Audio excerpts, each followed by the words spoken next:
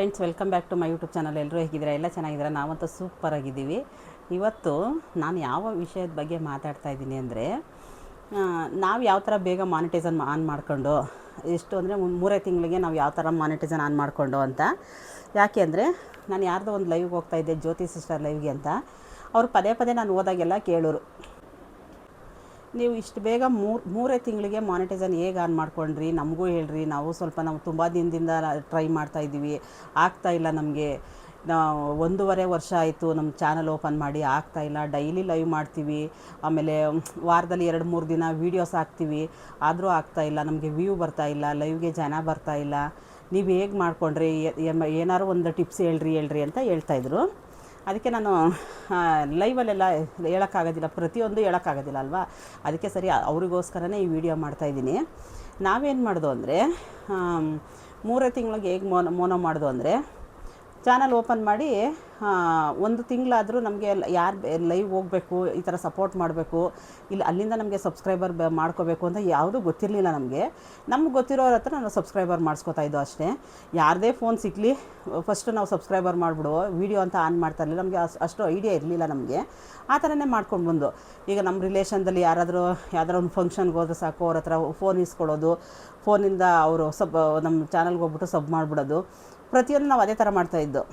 ಮಾಡಿಬಿಟ್ಟು ನೆಕ್ಸ್ಟ್ ಒಂದು 2-3 ದಿನಕ್ಕೆ ಅದು ಹೊರಟೋಗೋದು. Next day 1 ದಿನಕ್ಕೋ 2 ದಿನಕ್ಕೋ ಹೊರಟೋಗ್ತಾಯಿತ್ತು. ಅದು ಇರ್ತಾ ಇರಲಿಲ್ಲ. ಅದು ನಾವೇನು ಅಂದ್ಕೊಂಡಿದ್ದು, ಏನಕ್ಕೆ ವಾಪಸ್ ಹೊರಟೋಗುತ್ತೆ. ನಮಗೆ ಈ ಥರ ಚಾನಲ್ ಓಪನ್ ಮಾಡಿ ಅವ್ರ ವೀಡಿಯೋಸ್ ಎಲ್ಲ ನೋಡಿ, ಅಂದರೆ ನಮ್ಮ ಚಾನಲ್ ಓಪನ್ ಮಾಡಿ ನಮ್ಮ ವೀಡಿಯೋ ಆನ್ ಮಾಡಿ ಆಮೇಲೆ ಸಬ್ ಮಾಡಬೇಕು ಅಂತ ನಮಗೆ ಅಷ್ಟು ಐಡಿಯಾ ಇರಲಿಲ್ಲ. ನಾವೇನು ಮಾಡಿದ್ವಿ, ನಾವು ಅದೇ ಥರ ಮಾಡ್ತಾಯಿದ್ದು. ಯಾರ್ದಾರಲ್ಲ ಫೋನ್ ಇಸ್ಕೊಳ್ಳೋದು, ಸಬ್ ಮಾಡಿಬಿಡೋದು. ಅವಾಗ ನಾವು ಕೌಂಟ್ ಮಾಡ್ಕೊಳ್ಳೋದು, ನಮ್ಗೆ ಇಷ್ಟು ಜನ ಆದರೂ ಸಬ್ಸ್ಕ್ರೈಬರ್, ಇಷ್ಟು ಜನ ಆದರೂ. ಆದರೆ ನಮಗೆ ವಾಚ್ ಅವರ್ ಬಗ್ಗೆ ಏನೂ ಗೊತ್ತಿರಲಿಲ್ಲ. 4,000 ವಾಚ್ ಅವರ್ ಮಾಡಬೇಕು ಅಂತ ಗೊತ್ತು. ಆದರೆ ಒಂದು ದಿನಕ್ಕೆ ನಾವು ಯಾವ ಥರ ಮಾಡಬೇಕು, ಒಂದು ದಿನಕ್ಕೆ ಇಷ್ಟು ವಾಚ್ ಅವರ್ ಮಾಡಿದ್ರೆ ನಮಗೆ ಇಷ್ಟು ಬೇಗ ಮೋನೋ ಆಗುತ್ತೆ ಅಂತ ನಮಗೇನೂ ಗೊತ್ತಿರಲಿಲ್ಲ. ಅದ್ರ ಬಗ್ಗೆನೇ ನಮಗೆ ಗೊತ್ತಿರಲಿಲ್ಲ. ಯಾವ ಥರ ಐಡಿಯಾ ಅನ್ನೋದೇ ನಮಗೆ ಗೊತ್ತಿರಲಿಲ್ಲ. ಅದಕ್ಕೆ ನಾವೇನು ಮಾಡ್ದೋ, ಪ್ರತಿದಿನ 1 ದಿನ ಬಿಡ್ದೇ ನಾವು ವೀಡಿಯೋಸ್ ಹಾಕ್ಕೊಂಡು ಬಂದು ಎಲ್ಲ ಒಂದು 5 ನಿಮಿಷದ್ದು, 6 ನಿಮಿಷದ್ದು, 8 ನಿಮಿಷದ್ದು, ಆ ಥರ ಬರೀ ಕುಕ್ಕಿಂಗ್ ವೀಡಿಯೋ, ಬೇರೆ ಯಾವುದು ಆಗ್ತಾ ಇರಲಿಲ್ಲ. ನಾವು ಬರೀ ಕುಕ್ಕಿಂಗ್ ವೀಡಿಯೋ ಅಷ್ಟೇ ನಾವು ಆಗ್ತಾಯಿದ್ದು. ಪ್ರತಿದಿನ ತಪ್ಪಿಸ್ದೇ ಆಗ್ತಾಯಿದ್ದು. ಆಮೇಲೆ ಶಾರ್ಟ್ಸು ಅಷ್ಟೇ. ಶಾರ್ಟ್ಸು ಒಂದು ದಿನಕ್ಕೆ, 2 ದಿನಕ್ಕೆ, 3 ದಿನಕ್ಕೆ, ಆ ಥರ ನಮಗೆ ಯಾವಾಗ ಬೇಕೋ ಆವಾಗ. ಅಷ್ಟೊಂದು ನಾವು ಶಾರ್ಟ್ಸ್ ವೀಡಿಯೋ ಹಾಕಿರಲಿಲ್ಲ ನಾವು. ನಮಗೆ ಆ ಶಾರ್ಟ್ಸ್ ವೀಡಿಯೋದಿಂದ ಸಬ್ಸ್ಕ್ರೈಬರ್ ಬರ್ತಾರೆ ಅಂತಲೂ ಗೊತ್ತಿರಲಿಲ್ಲ. ನಮ್ಗೆ ಯಾರೂ ಐಡಿಯಾ ಕೊಟ್ಟಿರಲಿಲ್ಲ. ನಮ್ಗೆ ಯಾವಾಗ ಇಷ್ಟ ಬರ್ತದೆ ಆವಾಗ ಶಾರ್ಟ್ಸ್ ವೀಡಿಯೋ ಹಾಕ್ತಾಯಿದ್ದು. ಆಗ ನನ್ನ ಮಗಳು ಒಂದಿನ ಹೇಳಿದ್ಲು, ಇಲ್ಲ ನಾವು ಶಾರ್ಟ್ಸ್ ವೀಡಿಯೋ ಹಾಕಿದ್ರೆ ನಮಗೆ ಸಬ್ಸ್ಕ್ರೈಬರ್ ಬರ್ತಾರೆ ಅಂತ. ಆವಾಗ ಶಾರ್ಟ್ಸ್ ವೀಡಿಯೋ ಅಷ್ಟು ಇಂಟ್ರೆಸ್ಟ್ ಇರಲಿಲ್ಲ ನಮಗೆ. ಶಾರ್ಟ್ಸ್ ವೀಡಿಯೋಗೆ ಬೇಡ, ನಾವು ಲಾಂಗ್ ವೀಡಿಯೋನೇ ಹಾಕವ. ಆ ಶಾರ್ಟ್ಸ್ ವೀಡಿಯೋದಿಂದ ಬರೀ 1 ನಿಮಿಷಕ್ಕೆ ಯಾವುದು ಅಷ್ಟು ವಾಚ್ ಅವ್ರು ಬರುತ್ತೋ ಏನೋ ಗೊತ್ತಿಲ್ಲ ಅಂದ್ಕೊಂಡು ಬರೀ ಜಾಸ್ತಿ ಲಾಂಗ್ ವೀಡಿಯೋ ಹಾಕೊಂಡು ಹೋದು. ಆಮೇಲೆ ನನ್ನ ಮಗಳು ಬೇರೆಯವ್ರು ಯಾರ್ದೋ ಒಂದು ಚಾನಲ್ ನೋಡಿಬಿಟ್ಟು, ಇಲ್ಲ ಶಾರ್ಟ್ಸ್ ವೀಡಿಯೋದಿಂದನೇ ಸಬ್ಸ್ಕ್ರೈಬರ್ ಬರೋದು ಅಂತ ಅವಳಿಗೆ ಗೊತ್ತಾಯಿತು. ಆವಾಗೇನು ಮಾಡ್ದೋ, ನಾವು ಶಾರ್ಟ್ಸ್ ವೀಡಿಯೋ ಹಾಕೋಕ್ಕೆ ಶಾರ್ಟ್ಸ್ ವೀಡಿಯೋ ಹಾಕೋಕ್ಕೆ ಸ್ಟಾರ್ಟ್ ಮಾಡಿದಾಗ ನಮಗೆ ಶಾರ್ಟ್ಸ್ ವೀಡಿಯೋ ಇದು ಅಂದರೆ ಪ್ರತಿಯೊಂದು ದಿವಸನೂ ಹಾಕಬೇಕು. 1 ದಿನಕ್ಕೆ 3 ಶಾರ್ಟ್ಸ್ ವೀಡಿಯೋ ಹಾಕ್ಬೋದಾಯ್ತಂತೆ. 1 ದಿನಕ್ಕೆ 3 ಶಾರ್ಟ್ಸ್ ವೀಡಿಯೋ ಅಪ್ಲೋಡ್ ಮಾಡ್ಬೋದು. ಆದರೆ ನಮ್ಗೆ ಗೊತ್ತಿರಲಿಲ್ವಲ್ಲ, ನಮ್ಗೆ ಅಷ್ಟು ಇಂಟ್ರೆಸ್ಟ್ ಇರಲಿಲ್ಲ. ಬರೀ ಲಾಂಗ್ ವೀಡಿಯೋ, ಪ್ರತಿ ದಿವಸ ನಾನು ಲಾಂಗ್ ವೀಡಿಯೋನೇ ಮಾಡ್ತಾಯಿದ್ದೆ. ಎಲ್ಲರ ಅಡುಗೆಗೆ ಹೋಯ್ತು ಅಂದರೆ ಅಲ್ಲೇ ಸ್ಟ್ಯಾಂಡೆಲ್ಲ ತೊಗೊಂಡೋಗ್ತಾಯಿದ್ದೆ. ಪ್ರತಿ ಅಡುಗೆನೂ ನಾನು ಶೂಟ್ ಮಾಡ್ಕೊತಾಯಿದ್ದೆ. ಮನೆಗೆ ಬರ್ತಾಯಿದ್ದೋ. ಮನೆಗೆ ಬಂದ ತಕ್ಷಣ ವಾಯ್ಸು ಕೊಡೋಕ್ಕೆ ನಮಗೆ ಅಷ್ಟು ಕರೆಕ್ಟಾಗಿ ಅದು ಲೈನ್ ಗೊತ್ತಾಗ್ತಾ ಇರಲಿಲ್ಲ. ನಾವೇ ಒಂದು ಹಾಕೋದು, ನಾವೇ ಒಂದು ಹೇಳೋದು, ಮತ್ತು ಅದೇ ಒಂದು ಬರೋದು. ಫುಲ್ಲು ತಲೆ ಕೆಟ್ಟೋಗ್ತಾಯಿತ್ತು ನಮಗೆ. ನಾವು ಹೇಳೋಷ್ಟೊತ್ತಿಗೆ ಅದು ಮುಂದೆ ಬಂದುಬಿಡೋದು. ಹಾಕಿ ಫಸ್ಟ್ ಅಂತೂ ನಮ್ಗೆ ಏನೂ ಗೊತ್ತಾಗ್ತಾ ಇರಲಿಲ್ವಾ. ಆ ವೀಡಿಯೋದ ನಾವು ಕೊಡೋ ವಾಯ್ಸೇ ಒಂದಾದರೆ ಅಲ್ಲಿ ಬರೋದೇ ಒಂದು, ನಾವು ಕೊಡೋದೇ ವಾಯ್ಸ್ ಆದರೆ ಅಲ್ಲಿ ಬರೋದೇ ಒಂದು, ಆ ಥರನೇ ಆಗ್ತಾಯಿತ್ತು. ಆವಾಗೇನು ಮಾಡ್ದೋ, ಯಾರ್ದೋ ವೀಡಿಯೋ ನೋಡಿ, ನನ್ನ ಮಗಳು ಯಾರ್ದೋ ಒಂದು ವೀಡಿಯೋ ನೋಡಿದ್ಲೇನೋ. ಆವಾಗ ಅವರು ಕರೆಕ್ಟಾಗಿ ಹೇಳಿದ್ರು, ನಿಮಗೆ ವೀಡಿಯೋಗೆ ನಿಮಗೆ ವ್ಯೂ ಬರಬೇಕು ಅಂದರೆ ಕರೆಕ್ಟಾಗಿ ಎಡಿಟಿಂಗ್ ಕರೆಕ್ಟಾಗಿರಬೇಕು, ತಮ್ಲೈನ್ ಕರೆಕ್ಟಾಗಿರಬೇಕು. ಪ್ರತಿಯೊಂದು ನನ್ನ ಮಗಳು ಬೇರೆಯವ್ರ ವೀಡಿಯೋ ನೋಡೇ ಕಲ್ತ್ಕೊಂಡದ್ದು. ಬೇರೆಯವ್ರದ್ದು ಚಾನಲ್ನ ಓಪನ್ ಮಾಡಿ, ಜಾಸ್ತಿ ಜನ ಸಬ್ಸ್ಕ್ರೈಬರ್ ಇರ್ತಾರಲ್ಲ, ತುಂಬ ಜನ ಅಂದರೆ ಅಳುಬ್ರು ಇರ್ತಾರಲ್ಲ, ಒಂದು 1 ಲಕ್ಷ, 2 ಲಕ್ಷ, 3 ಲಕ್ಷ, 10 ಲಕ್ಷ ಆ ಥರ ಇರ್ತಾವಲ್ಲ, ಆ ಥರ ವೀಡಿಯೋಸ್ ಎಲ್ಲ ಜಾಸ್ತಿ ನೋಡ್ತಾಯಿದ್ಲು ನನ್ನ ಮಗಳು. ಆವಾಗ ಅವಳ ಐಡಿಯಾ ಮಾಡಿಕೊಟ್ಟದ್ದು, ಇಲ್ಲ ನಾವು ಲಾಂಗ್ ವೀಡಿಯೋನ ಡೈಲಿ ಹಾಕಬೇಕು, ಶಾರ್ಟ್ಸ್ ವೀಡಿಯೋನೂ ಹಾಕಬೇಕು ಅಂತ. ಆವಾಗ ಸರಿ ಹಾಕದ ಬಿಡು ಅಂದ್ಬಿಟ್ಟು ನಾವು ಸುಮ್ಮನೆ ಆಗೋಗಿದ್ದು. ಆಗಬೇಕಾದ್ರೆ ಡೈಲಿ ವೀಡಿಯೋಸ್ ಹಾಕ್ತಾಯಿದ್ವಲ್ಲ, ಡೈಲಿ ವೀಡಿಯೋಸ್ ಹಾಕಿದ್ರೆ ನಾವು ಒಂದು ಮೊಟ್ಟೆ ಸಾರು ಹಾಕ್ತು, ನಮ್ಮನೆಯಲ್ಲೇ ಶೂಟ್ ಮಾಡಿ ಹಾಕಿದ್ದು ಅದನ್ನ. ಮೊಟ್ಟೆ ಸಾರು ವೈರಲ್ ಆಯಿತು. ಮೊಟ್ಟೆ ಸಾರು ವೈರಲ್ ಆಯಿತು ಅಂತ ನಮಗೆ ಗೊತ್ತಿರಲಿಲ್ಲ. ವೈರಲ್ ಅಂತಲೂ ನಮ್ಗೆ ಏನು ಅಂದರೆ ಗೊತ್ತಿರಲಿಲ್ಲ. ವೈರಲ್ ಆಗಿದೆ, ಅಲ್ಲೇ 5,000 ಗಂಟೆ ಓಡಿದೆ ಅದು, ನಾವು ನೋಡೇ ಇಲ್ಲ. ಒಂದು ವಾರ ಆಗಿತ್ತು ಅದು ವಿಡಿಯೋ ವೈರಲ್ ಆಗಿ. ಆವಾಗ ನಮಗೆ ಡೈಲಿ ಸಬ್ಸ್ಕ್ರೈಬರ್ ಜಾಸ್ತಿ ಜನ ಬರ್ತಾಯಿದ್ರು, ಆದರೆ ನಾನು ಜಾಸ್ತಿ ಲೈವ್ ಮಾಡ್ತಾಯಿದ್ದೆ, ಎಲ್ಲ ಪ್ರತಿಯೊಂದು ಮನೇಲೂ ಲೈವ್ ಮಾಡ್ತಾಯಿದ್ದೆ. ಸಬ್ಸ್ಕ್ರೈಬರ್ ಏನಕ್ಕೆ ಇಷ್ಟೊಂದು ಜನ ಬರ್ತಾವ್ರೆ, ಪದೇ ಇನ್ಕ್ರೀಸ್ ಆಯ್ತಾನೆ ಐತೆ ಆ ಥರ ಆಗ್ತಾಯಿತ್ತು. ನಾವು ವಾಚ್ ಅವರ್ ಮಾಡ್ತಾಯಿದ್ದದ್ದು ಡೈಲಿ 3 ಸಲ ಲೈವ್ ಮಾಡ್ತಾಯಿದ್ದೆ. 3 ಸಲ ಲೈವ್ ಮಾಡಿದ್ರೆ ಡೈಲಿ ಒಂದು 20-25 ಅವರ್ ಗಂಟೆ ಡೈಲಿ ಮಾಡ್ತಾಯಿದ್ದು. ಆದರೆ ಅದು ಕೌಂಟ್ ಆಗ್ತಾಯಿದ್ದು 300-400 ಆ ಥರ ಕೌಂಟ್ ಆಗ್ತಾಯಿತ್ತು. ಈ ಯೂಟ್ಯೂಬರ್ಗೆ ಏನು ಗೊತ್ತಿಲ್ವಾ, ಈ ಥರ ಇದು ಮಾಡ್ತಾವ್ರೆ, ಇಷ್ಟೊಂದು ವಾಚ್ ಅವ್ರು ಕೊಡ್ತಾವ್ರಲ್ಲ, ನಾವು ಇಷ್ಟು ಮಾಡಿದ್ರೆ ಇಷ್ಟು ಬರುತ್ತೇನೋ. ಆದರೆ ವೈರಲ್ ಆಗ್ತಾ ಇರೋದು ನಮ್ಗೆ ಗೊತ್ತಿಲ್ಲ, ನೋಡೇ ಇಲ್ಲ, ನಾವು ಚಾನಲ್ಲೇ ಓಪನ್ ಮಾಡಿ ನೋಡಿಲ್ಲ. ಅದು ಈ ಥರ ಮಾಡಿದ್ರೆ ಇಷ್ಟು ಮೂರು ಸಲ ಲೈವ್ ಮಾಡ್ತು ಅಂದರೆ ಇಷ್ಟಿಷ್ಟು ಕೊಡ್ಬೋದೇನೋ ನಮಗೆ, ಅಂದರೆ ಅದು ವಾಚ್ ಅವ್ರು ಕೊಡ್ಬೋದೇನೋ ಅಂದ್ಕೊಂಡು ನಾವು ಆ ಥರ ಇದ್ದು.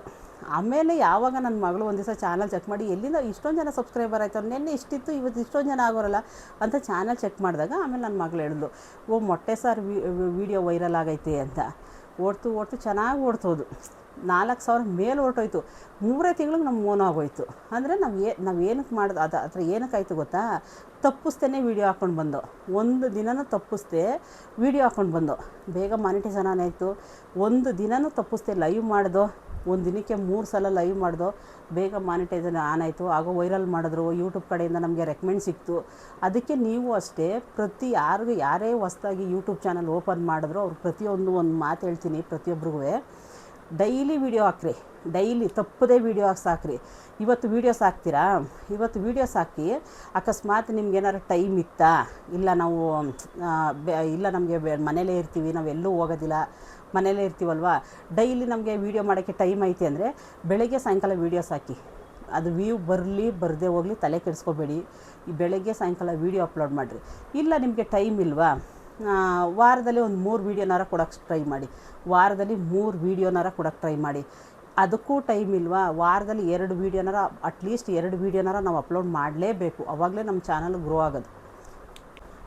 ನಾವೇನಾದ್ರೂ ವಾರದಲ್ಲಿ ಒಂದು 2 ವೀಡಿಯೋ ಕೊಡಲಿಲ್ಲ ಅಂದರೆ ಒಂದು 15 ದಿವಸಕ್ಕೊಂದು, ತಿಂಗಳಿಗೊಂದು ಆ ಥರ ಆದರೆ ಅದು ಚಾನಲ್ ವ್ಯೂ ಬರೋದಿಲ್ಲ ಅದು.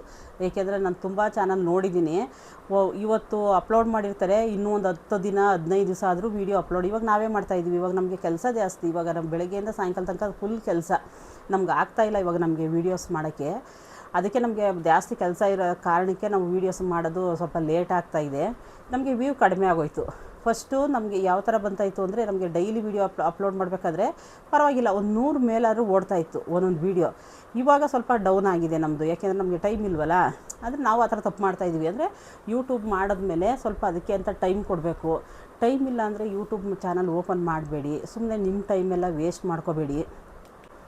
ಯಾರೇ ಹೊಸ್ದಾಗಿ ಚಾನಲ್ ಓಪನ್ ಮಾಡಿದ್ರೂ ನಿಮ್ಮ ಸ್ವಂತ ಕ್ರಿಯೇಟ್ ಇರಲಿ, ಬೇರೆಯವ್ರ ಹತ್ರ ಕಾಪಿ ಮಾಡೋಕ್ಕೆ ಹೋಗಬೇಡಿ. ನೀವೇನೇ ಮಾಡಿದ್ರೂ ನಿಮ್ಮ ಸ್ವಂತ ವೀಡಿಯೋಸ್ ಇರಲಿ. ಅಕಸ್ಮಾತು ಬೇರೆ ಯಾವುದೋ ಒಂದು ವೀಡಿಯೋ ವೈರಲ್ ಆಗ್ತಾಯಿದೆ, ಅದನ್ನು ನಾವು ಹಾಕ್ಕೊಳ್ಳೋಣ ಅಂದರೆ ನಿಮ್ಮ ಚಾನಲ್ ಹೊರಟೋಗುತ್ತೆ, ನಿಮ್ಮ ಚಾನಲ್ ಡಿಲೀಟ್ ಮಾಡಿಬಿಡ್ತಾರೆ, ಯೂಟ್ಯೂಬ್ ಕಡೆಯಿಂದನೇ ಡಿಲೀಟ್ ಮಾಡಿಬಿಡ್ತಾರೆ. ಆ ಥರ ಎಲ್ಲ ತಪ್ಪು ಮಾಡೋಕ್ಕೆ ಹೋಗಬೇಡ್ರಿ. ಏನಿಲ್ಲ, ನೀವು ಪ್ರತಿ ದಿವಸ ವೀಡಿಯೋಸ್ ಹಾಕ್ಕೊಂಡು ಹೋಗ್ರಿ. ವ್ಯೂ ಬರಲಿ ಪ್ರತಿ ದಿವಸ ವೀಡಿಯೋಸ್ ಹಾಕೋಗ್ರಿ. ಖಂಡಿತ ನಿಮ್ಮದು ಮಾನಿಟೈಸೇಷನ್ ಆನ್ ಆಗೇ ಆಗುತ್ತೆ. YT ಕಡೆಯಿಂದ ನಿಮಗೆ ರೆಕಮೆಂಡ್ ಸಿಗುತ್ತೆ.